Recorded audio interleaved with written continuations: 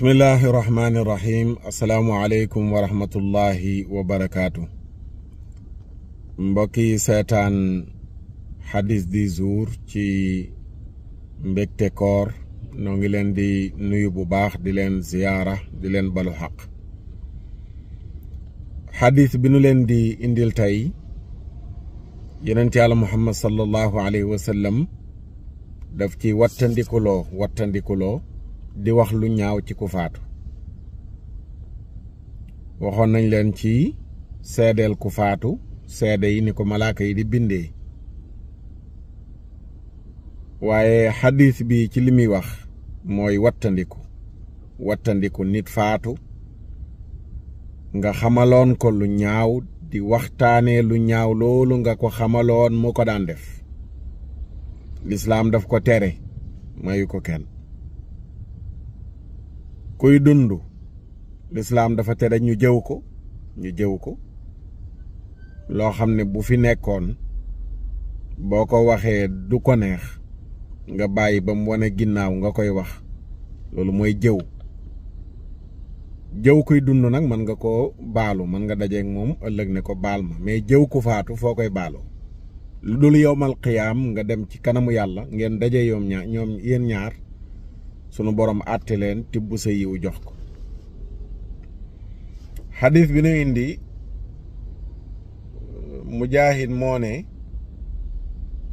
yaa Aïcha nee na radiyallahu anha yaa Aïcha moo wax Mujaahid mooy nettali mu ne yaa Aïcha def ne maa faala Yazid ibnu Qays laanatullahi alayhi waaw Yazid ibnu Qays moom kenn la woon ku nu xam ci ab safaan def lu bon yaa Aïcha gëj ko gis yaa Aïcha soxna yenent bi sallallahu alayhi wa sallam la mu gëj a gis Yazid laajte ko ne waaw Yazid moom nu mu def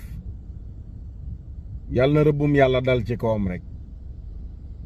yéefar bu gëmul yàlla ku safaanu ku mel noonu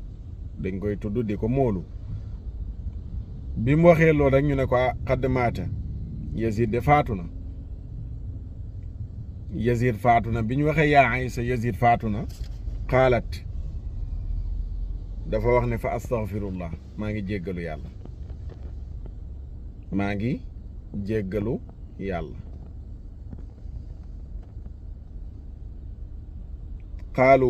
qaalu laha maa laki laantihi thumma qulti astaghfirullah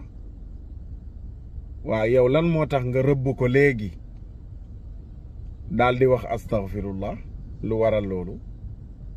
yaa Aïcha ne leen inna rasulallahi sallallahu alayhi wa sallam qaala laa tasubbu al amwaata fa innahum afdaw ila ma qaddamuu rawaahu ibnu Xibaan fi saxiixihi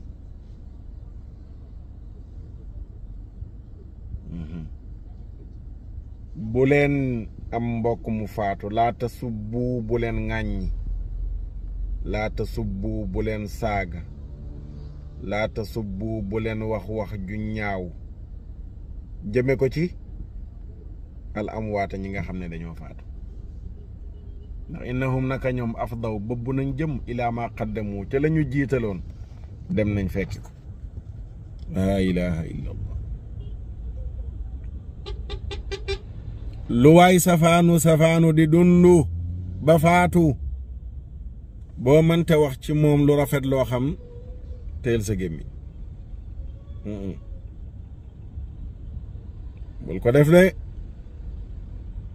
am na beneen riwaaya xadis daf ne uzkuru maxaasina mawtaakum wa kuffu an masaawihim su ngeen amee mbokk mu faatu lu ngeen xam ci moom mu def ko ci lu rafet na ngeen ko tudd waxtaane ko lu ngeen xam ci moom ci safaan na ngeen ci noppi loolu la sunna jàngale léeg-léeg nag da nga yéemu lool gis aw nit ba ci ay boromi xam-xam